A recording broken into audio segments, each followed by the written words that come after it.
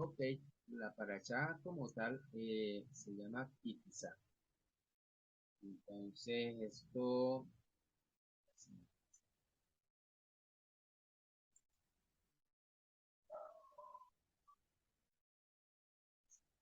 la parachá de Kitizá, eh, pues hoy es varias conexiones. Y la primera parte de la parachá es, sí, la primera parte de la parachá Kitizá. Se resumen de la parachá es, Moshe lleva a cabo un censo en el que recuenta los medios shekel de plata donados por todos los hombres mayores de 20 años. Se le ordena a Moshe que haga un pilón de cobre para el Mizcán. Las mujeres donan el metal necesario, se especifica la fórmula del aceite de unción y Hashem le ordena a Moshe que emplee ese aceite únicamente para el Mizcán, sus vasijas y para Aarón y sus hijos. Hashem escoge a Betzalel y Oholiab como maestros artesanos para el Mizcán y sus vasijas. Se le ordena al pueblo judío que cumpla el Shabbat como una señal eterna de que Hashem creó el mundo. Moshe recibe las dos tablas de la ley, donde están escritos los 10 mandamientos o las 10 pronunciaciones. La multitud que se mezcló al salir de Misraim con el pueblo judío, aterrada ante la aparente demora de Moshe en retornar, fuerza a Aarón a que construya un becerro de oro al que puedan adorar. Aarón trata de demorarlos. Hashem le dice a Moshe que regrese al pueblo inmediatamente, amenazando con destruirlo a todo el pueblo y formar una nueva nación a partir de Moshe. Cuando Moshe ve que eh, esa parte de él, del pueblo, practica la idolatría, enseguida rompe las tablas y destruye al becerro de oro. Los hijos de Leví se ofrecen como voluntarios para castigar a los transgresores, ejecutando a 3.000 hombres. Moshe asciende a la montaña para implorarle a Hashem que perdone al pueblo y Hashem acepta su rezo. Moshe establece el Mizcán y entonces retorna a la nube del esplendor de Hashem. Moshe le pide a Hashem que le muestre las reglas con las cuales él conduce al mundo, pero su pedido es complacido solo en forma parcial. Hashem le dice a Moshe que haga tablas nuevas y le revela el texto de los rezos que invocarán su misericordia. Se prohíbe la idolatría, los matrimonios mixtos y la combinación de leche y carne. Se enseñan las leyes de Pesach, el primogénito, los primeros frutos, Shabbat, Shavuot y Sukkot. Cuando Moshe desciende con el segundo par de tablas, su cara está iluminada como resultado del contacto con lo divino. Ese es en el concepto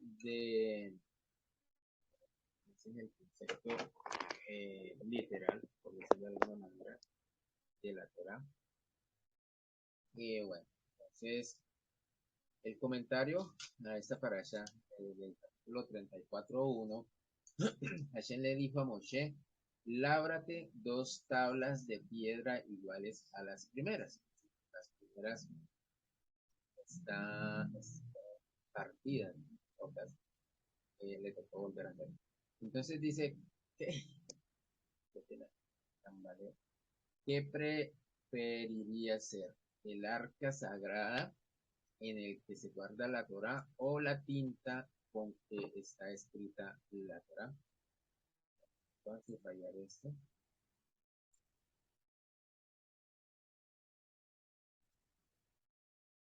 Y después de que el pueblo judío oyó los 10 mandamientos en el Sinaí, Moshe subió a la montaña a recibir el resto de la Torah de Hashem y bajó el 17 de Tamuz. Las 2 tablas de piedra que Moshe trajo consigo contenían no solamente los 10 mandamientos, sino la Torah entera, todo, todo. Entonces el Talmud, la Agadá, etc. Un comentario dice que todo eso estaba ahí. En las primeras tablas estaba incluido todo lo necesario para llevar a cabo las instrucciones del hacedor. No solamente el precepto de colocarse los tefilín, sino también que eran los, sino, sino también que eran los tefilín y cómo debía hacerlo. O sea, la explicación de qué eran los tefilín. Todos los detalles del Shabbat, todo lo que después se le transmitió a Moshe como Torah oral, o lo que conocemos como Torah Pei, estaba escrito en esas primeras dos tablas. O sea, no solamente era el mandamiento, sino todo lo escrito. Además, esas pues no eran tablas, sino los cuarzos, ya que eso era de cuarzo, eran cubos. Entonces estaba escrito por todos lados, por una cara. Eh, Cuando Moshe bajó de la montaña y vio que el pueblo había construido un becerro de oro, las palabras que estaban escritas en las tablas volvieron volando del Shenaín. Entonces, bueno, volvieron, sí. Entonces las tablas se volvieron pesadísimas. Moshe ya no pudo sostenerlas y cayeron al piso destrozándose. Entonces el midrash de las letras que Hashem había escrito ahí se fueron de las tablas al cielo. Pues. Entonces eso era lo que hacía que la tabla no fuera tan pesada. Las tablas se volvieron pesadas porque las palabras que volaron eran las palabras de la Torah oral. Lo que quedó fue la Torah pesada, la Torah escrita. Una Torah que incluía el precepto de colocarse tefilín, pero sin ninguna instrucción precisa respecto de qué eran los tefilín ni cómo debía cumplirse la misma. Una Torah pesada por tantas cosas que habían quedado sin explicar. Todos los detalles se fueron volando allí de donde vinieron. Hashem le perdonó al pueblo judío su infidelidad con el becerro de oro. En Yom Kippur, Moshe trajo un segundo par de tablas. Esas tablas eran a la vez menos y más que las tablas originales. Eran menos en el sentido de que las tablas originales eran obra del propio Hashem, mientras que las segundas fueron labradas por Moshe. Sin embargo, esas segundas tablas le confirieron al pueblo judío un nuevo rango más elevado. Bueno, entonces, seguimos. Todavía el comentario dice que toda la Torá había estado contenida en las primeras tablas. Así el pueblo judío y la Torá habían sido dos entes por separado. Israel fue la creación encargada de cumplir y conservar la Torá. Eran como el arca en el que se guarda la Torá. Sin embargo, las segundas tablas no contenían toda la Torá. En las segundas tablas, Hashem únicamente escribió la Torá escrita. Las detalladas instrucciones de la Torá oral le fueron dadas a Moshe como una tradición verbal que habría de transmitirse de maestro a discípulo a lo largo de la historia. A diferencia de la primera Torá, escrita solamente en las tablas, ahora parte de la Torá iba a inscribirse en el corazón y la mente del pueblo judío.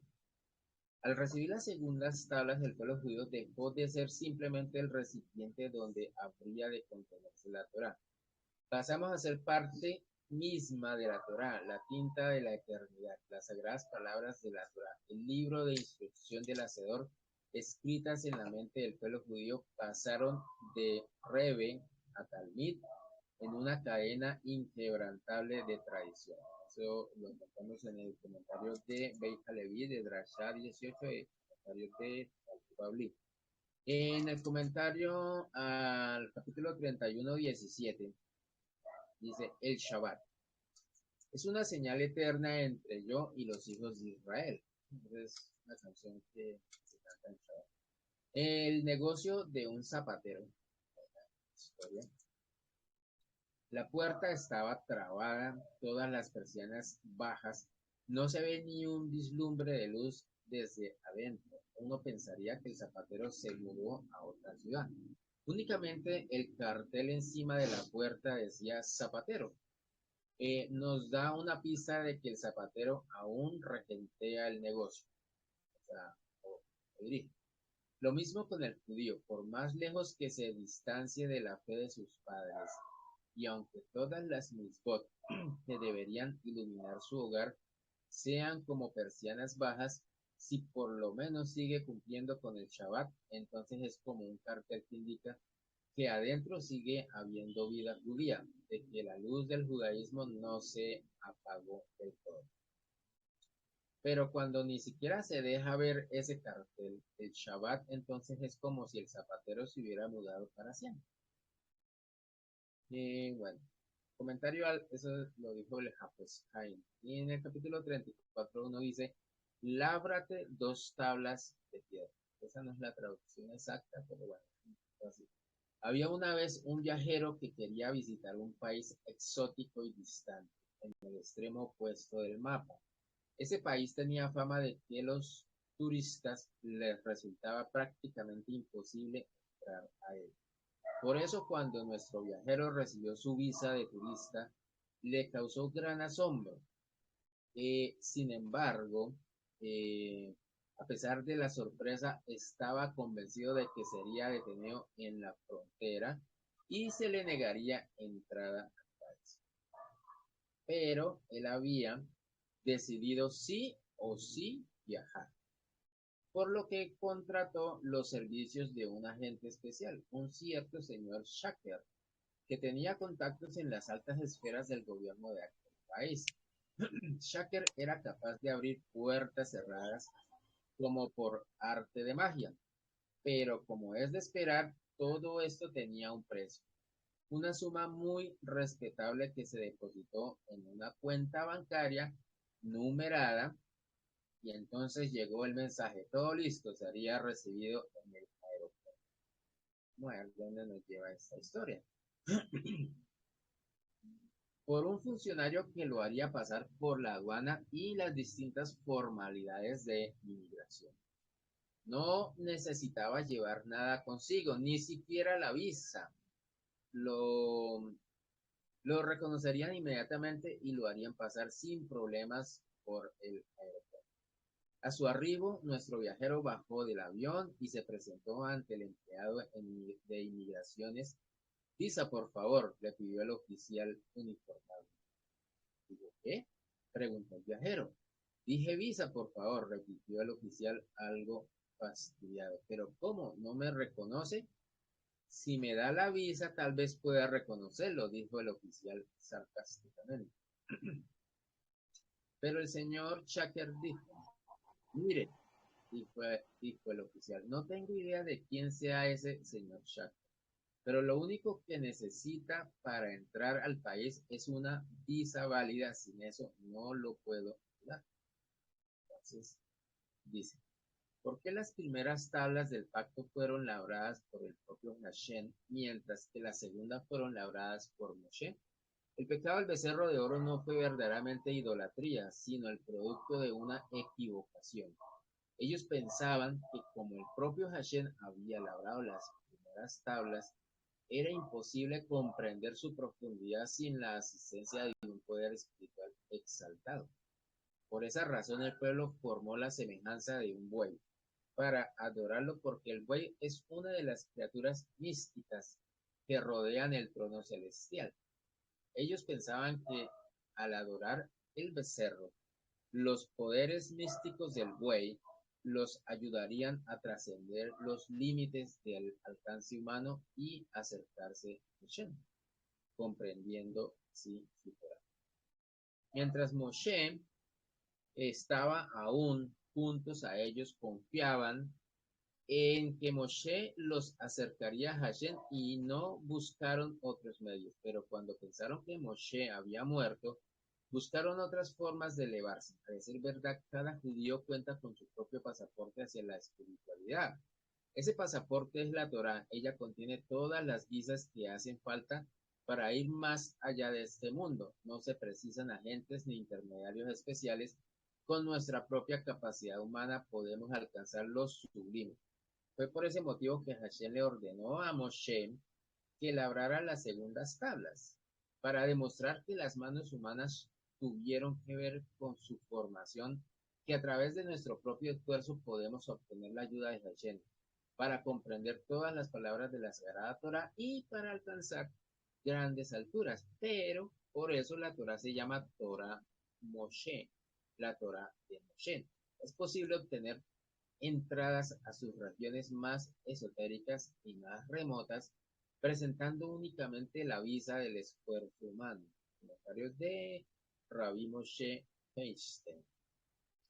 En el capítulo 32.2 dice, Aarón les dijo, quitad los aros que están en los oídos de vuestras mujeres, hijos e hijas, y traédmelos. La participación de Aarón en el incidente del becerro de oro es difícil de comprender. No es posible que deliberadamente haya incitado al pueblo a que hiciera, a que hiciera pecado, ¿no? Ahí llegó la explicación. Nos cortaron. Nos dejaron ahí. Bueno, no nos dejaron. Y ahorita vuelvo a contar. Entonces, en el, en el quizá 2, dice lo siguiente. Bueno, según la parasha, ahí lo que está explicando es que el ser humano no cometió pecado, sino cometió un error, una equivocación. Era la manera de entender lo que el creador estaba. Y en esta segunda parte vamos a entender algo. Y quizá dice, nuestra relación con el creador es únicamente nuestra, siempre permanece con nosotros y no requiere nada externo de nosotros. La energía de Kitisa nos ayuda a fortalecer nuestras comunicaciones y desarrollar nuestra relación con el Creador con el objetivo de revelar las respuestas verdaderas que estamos buscando. Esta semana, y a partir de hoy, se nos motiva a prestar atención a nuestra intuición y ser perceptivos a los mensajes que pueden provenir de lugares inesperados. Bueno, dice de la siguiente manera. Relacionarse directamente con el creador es bastante difícil. No es fácil. Porque realmente a esa altura nadie, absolutamente nadie de la creación comprende qué es el creador. Lo entendemos vagamente, pero no somos certeros de lo que es.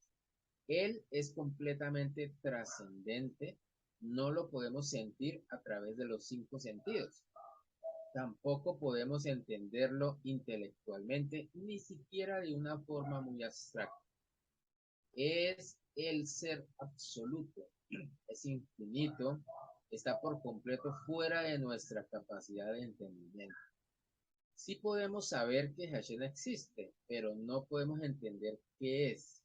El creador es un ser real, completo, absoluto, independiente e infinito.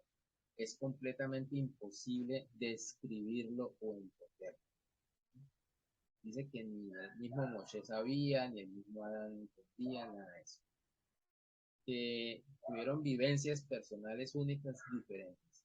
Que la vivencia que tuvo Moshe, yo no la puedo obtener, porque esa fue la vivencia de Moshe. Yo tengo que obtener mi propia vivencia. Al parecer fue por esta dificultad para relacionarse con el Creador que el pueblo judío cometió un error sutil, pero muy grave, y comenzó a pensar que Moshe no solo era su intermediario para recibir la Torah de Hashem, sino también un intermediario para servirle al Creador. Fíjense bien que dice para servirle a el Creador. Ese él no es un artículo, es un nombre propio. El Creador, o sea, él que es creador. Este fue un grave error, porque cuando se trata de servir a Hashem no hay intermediarios. ¿Listo? Está prohibido hacer cualquier imagen, incluso como un medio para relacionarnos con el Creador. Esto está incluido en la prohibición de idolatría. De ahí devienen los grandes errores en las religiones a nivel planetario. Vemos que en la religión hindú tiene más de 10.000 dioses y de ahí nació, o sea, hoy en día se adoran esos dioses, pero en el nacimiento del entendimiento de la imagen del dios X en la India, era para representar el poder de un ser superior. Y a los inicios de los hinduistas ellos no eran idólatras, hoy en día sí, porque ellos representaban el poder divino con una figura de un ser para poder entenderlo. Y eso fue lo que hizo exactamente el pueblo de Israel en el desierto. Hoy en día pues ya todo se fue. Y las otras religiones pues devinieron de ese desgarre de intelecto.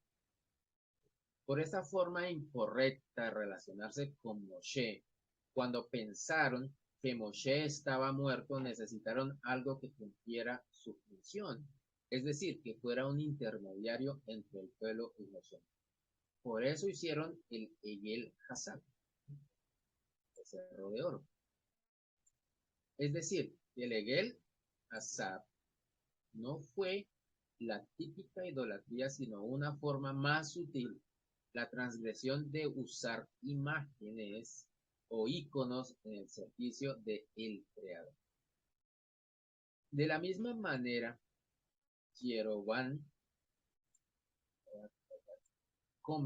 convenció a sus súbditos de que el pueblo judío solo tenía prohibido hacer el becerro de oro en el desierto. Allí tenían a Moshe y debían seguir esperando que regresara. Además, en el desierto también tenían un contacto más directo con la Shekinah, o sea, la presencia divina. Pero Jeroboam les dijo que ahora tener becerros de oro no solo estaba permitido, sino que era recomendado. Una mala interpretación del pasado. Asimismo, Jehú, si bien se esforzó para eliminar la idolatría, tropezó con los pecados de Jeroboam, que era una forma de idolatría mucho más sutil basada en la utilización de íconos para servir a Hashem. Entonces vuelve y sale. Las religiones de hoy en día usan íconos supuestamente para servir a Hashem, porque entienden que es Hashem y necesitan ver qué es Hashem, porque no son capaces de entender un ser superior que no ven, que no sienten, que no ven. Entonces se equivocan usando íconos. La raíz del error de utilizar íconos para adorar a Hashem es la dificultad de relacionarse con un ser que no puede ser percibido con los sentidos. Nosotros, con los 5 sentidos, 6 o 7 o 10 que tengamos, solamente nos sirve para entender nuestro entorno, ¿sí? Los aromas, el tacto, los sabores, para poder satisfacernos de nuestro entorno. Pero él, sí dice, él es todo, pero a veces es muy difícil comprender que él es todo. Normalmente nuestra mente procesa la información que recibimos por los sentidos al ver los límites de un objeto o el aroma de un alimento. La mente desarrolla definiciones que permiten entender el objeto en cuestión. Con Hashem esto es imposible, porque no le podemos dar una forma, ni una altura, ni una anchura, ni una profundidad. Es complicado. Ni siquiera los más elevados malaks pueden entender qué es Hashem. O sea, ellos son servidores, pero cumplen, pero no, si se le pregunta a un malak qué es Hashem o quién es, no nos van a responder. Cuando se trata de servir a Hashem, la idea es la siguiente. Devarim 4:39 dice, y sabrás y lo harás llegar a tu corazón que Hashem es el creador en los cielos y en la tierra debajo y que no hay otro. O sea, la tierra no solamente acá, sino lo que es debajo de la tierra. Nosotros pues no hemos visto muchas cosas debajo de la tierra.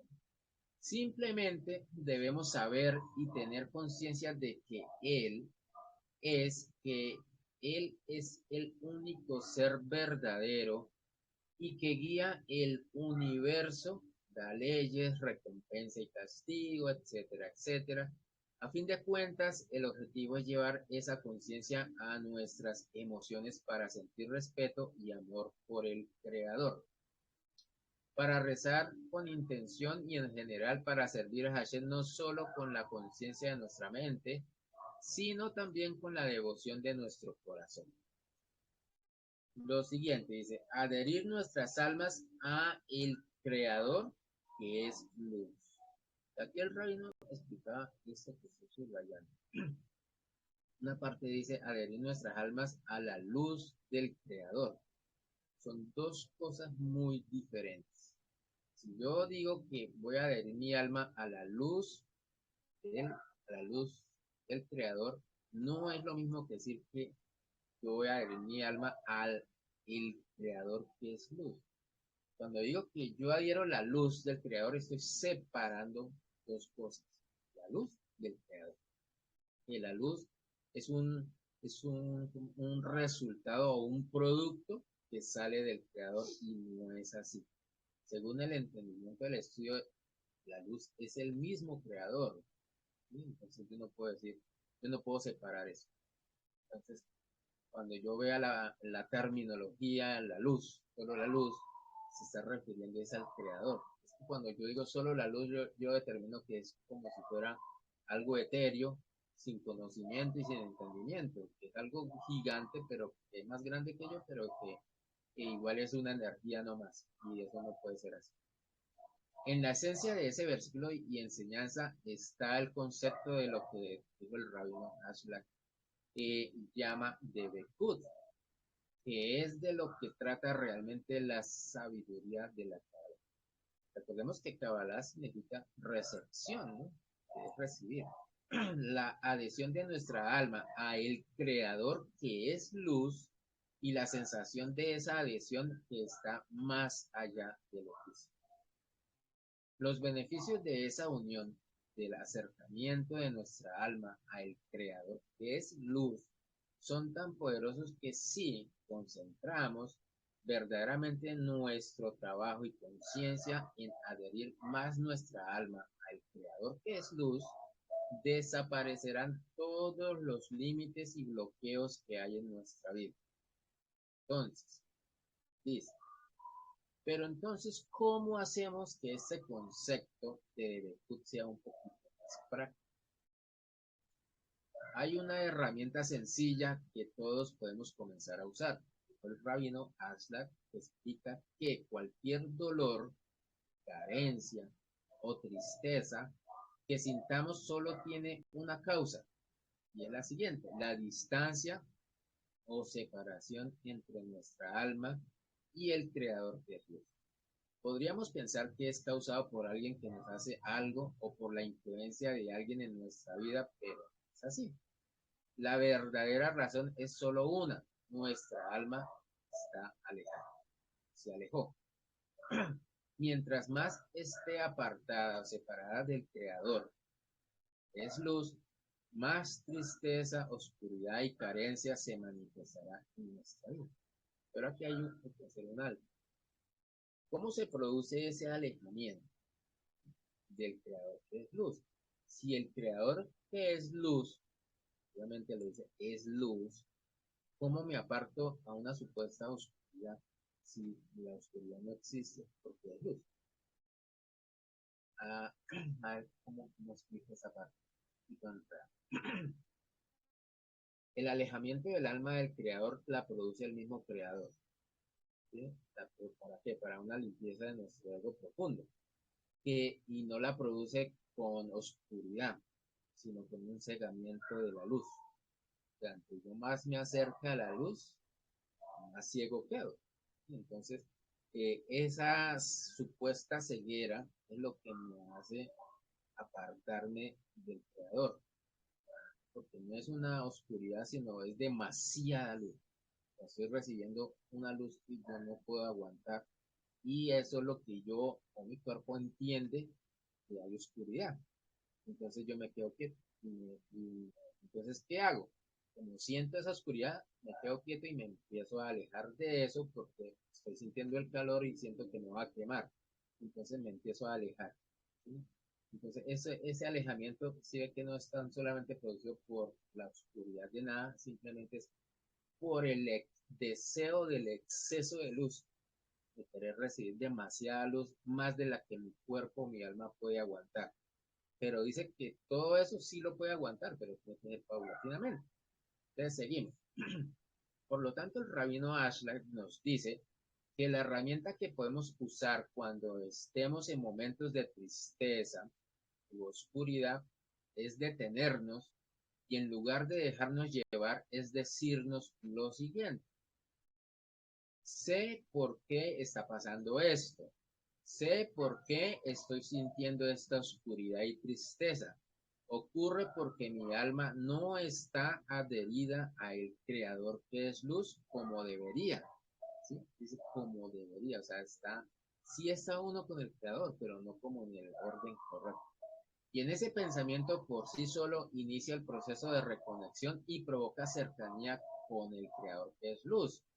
Entender que la razón por la que nuestra alma vino a este mundo es adherirse por completo al creador que es luz en realidad hace que el concepto de Debekut sea mucho más práctico y no sea solo un abstracto concepto espiritual.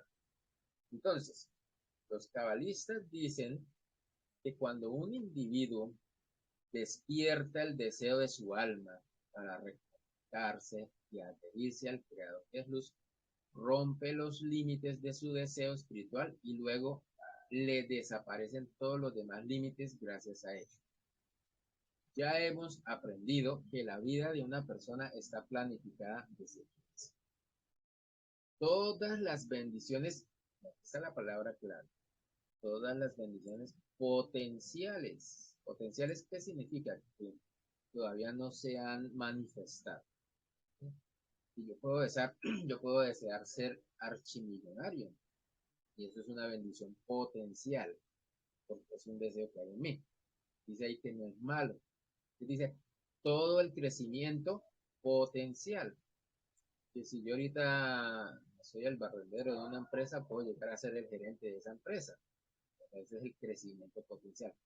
Todo lo que potencialmente se manifestará en la vida, ¿sí? Manifestará, o sea, todo se va a manifestar en un tiempo. En la vida de esa persona está planificado. Como también ocurre en Rosh Hashanah. Sin embargo, como una pregunta, ¿qué ocurriría si quisiéramos más que eso? ¿Qué ocurriría si deseásemos romper los límites que fueron creados para nosotros? ¿Es posible? La respuesta es sí. La única manera de romper los límites de las bendiciones que han sido preparadas para nosotros es sobrepasar los límites de nuestro propio deseo espiritual. La única manera. O sea, sobrepasar. Significa que todo lo maravilloso en bendiciones que Hashem creó para mí, yo puedo exigir más y desear más. Y dice que no está mal. Solamente que me debo esforzar en sobrepasar esos límites espirituales. ¿Sí? Y ahí es donde está el esfuerzo extremo. El rey David dijo, mi copa está rebosando con bendiciones. Ellas sobrepasan los bordes de mi copa. O sea, el rey David ya tenía todo, pero dice que sobrepasaba ya lo que tenía. Creo que la mayoría de la gente sentimos un deseo de conectarnos con el Creador que es luz en su forma más pura. Sí, a veces también pensamos en las bendiciones de las que nos podríamos beneficiar, pero en su forma más pura todos tenemos cierto deseo de obtener un deber, una unión con el Creador que es luz. Si éste permanece igual, entonces los límites que cubren nuestras bendiciones también continuarán siendo los mismos. Pues aquí hay otra palabra clave, cubren. Una cubierta está atrapando las bendiciones. Podemos recibir bendiciones, pero a cierto límite. Si nuestro deseo por acercarnos al Creador que es luz es restringido, los límites para recibir bendiciones también lo serán. Pero si podemos despertar, otra palabra clave, despertar, un mayor deseo de conexión entre nuestra alma y el creador que es luz, también se rompen los límites que tenemos para recibir bendiciones. Pero ¿cómo despertamos eso?